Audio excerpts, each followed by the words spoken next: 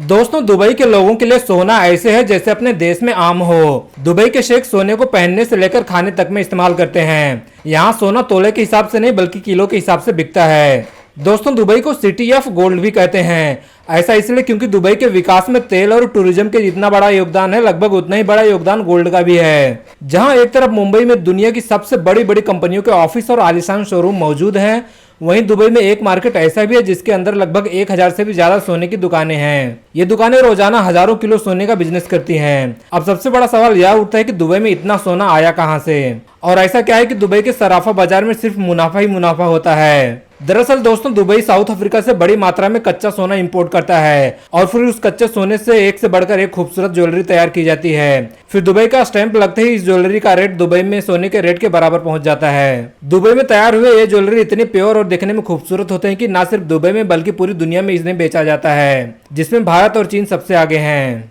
और इस तरह दुबई हर साल लगभग 1200 टन सोने का व्यापार करता है। दोस्तों, पूरी दुनिया में जितना गोल्ड मिलता है उसका सबसे बड़ा हिस्सा लगभग 19% सिर्फ दुबई का ही होता है। यहाँ सोने की मार्केट इतनी बड़ी है कि दुबई में गोल्ड सेक्टर में करीब 4086 कंपनियां काम करती हैं। और इस मार्केट से पिछले साल दुबई ने 5,52,000 करोड़ रुपए से भी ज्यादा गोल्ड बेचा था। हमारे देश में भी सोने का क्रेज लोगों के सर चढ़कर बोलता है। शादी से लेकर एनिवर्सरी तक हम भारतीय सोने का खूब इस्तेमाल करते हैं। संयुक्त अरब अमीरात के शहर दुबई में भारतीय बड़ी संख्या में रहते हैं और सोने में गहरी दिलचस्पी की वजह से यहाँ गोल्ड में निवेश करने के मामले में हम भारतीय सबसे आगे हैं। दुबई में भारतीयों के बाद गोल्ड में सबसे ज्यादा निवेश पाकिस्तान, ब्रिटेन, सऊदी अरब, ओमान और कनाडा के लोगों का है। दुनिया भर में सोने की शुद्धता और गुणवत्ता के मामले में दुबई अव्वल नंबर पर है। दुबई में जितने भी ज्वेलर्स गोल्ड को बेचते हैं वह सारा गोल्ड सरकार द्वारा उनकी शुद्धता और गुणवत्ता को चेक करके ही प्रमाणित किया जाता है। इसके अलावा हर ज्वेलर को अपने स्टोर से बेचे जाने वाली हर गोल्ड की आइटम पर सोने की शुद्धता का हॉलमार्क लगाना जरूरी होता है। यही हॉलमार्क बताता है कि सोना कितने कैरेट का है और यह पूरी दुनिया में मान्य होता है।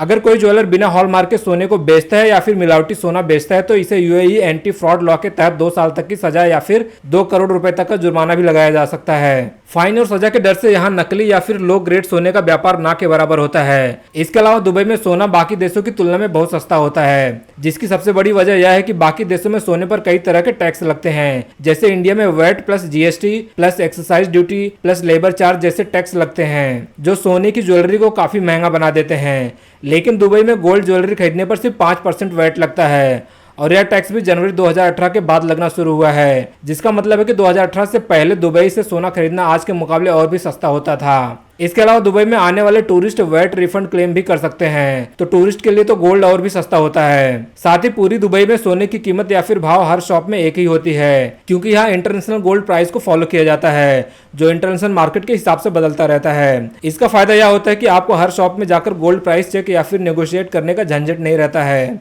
दुबई में सोने की कीमत फिक्स जरूर होती है, लेकिन आभूषणों की बनवाई से लेकर लेबर चार्ज में आप मोल भाव कर सकते हैं। लेकिन यह सब आभूषण के डिजाइन किस देश का डिजाइन है, मशीन से बना है या फिर हाथ से, और हाँ, आपके बार्गेनिंग टैलेंट पर भी निर्भर करता है। अगर आपकी बार्गेनिंग स्किल्स कमाल की हैं तो हम आपको राय देंगे गोल्ड सुक में जाने की। दोस्तों, गोल्ड सुक दुबई का ट्रेडिशनल गोल्ड मार्केट है। दुबई खूबसूरत दुनिया का सबसे बड़ा गोल्ड मार्केट है, जिसमें 1000 से भी ज्यादा दुकानें हैं। इसके अलावा हर मॉल में बड़े बड़े ब्रांड्स जैसे कि डेमास, मालाबार और कल्याण ज्वेलर्स जैसे गोल्ड शॉप भी रहती हैं। यहाँ आपको लेटेस्ट डिजाइन की ज्वेलरी मिल जाती है। आप किसी भी शॉप से खरीदारी कर सकते हैं, क्योंकि शुद्धता की गारंटी हर शॉप देती है और यहाँ दुनिया भर के देशों से एक शानदार डिजाइन की ज्वेलरी आसानी से मिल जाती है। दोस्तों, दुबई से सोना खरीदने का एक फायदा और भी है। अगर आप दुबई का खरीदा हुआ सोना एक्सचेंज करने जाते हैं तो जितना वेट आपकी ज्वेलरी का होता है उतना पूरा सोना माना जाता है और कोई भी बट्टा नहीं काटा जाता है। अगर आप खुद दुबई से सोना लाना चाहते हैं तो central board of direct taxes and custom के मुताबिक कोई भी भारतीय यात्री जिसके पास इंडियन पासपोर्ट है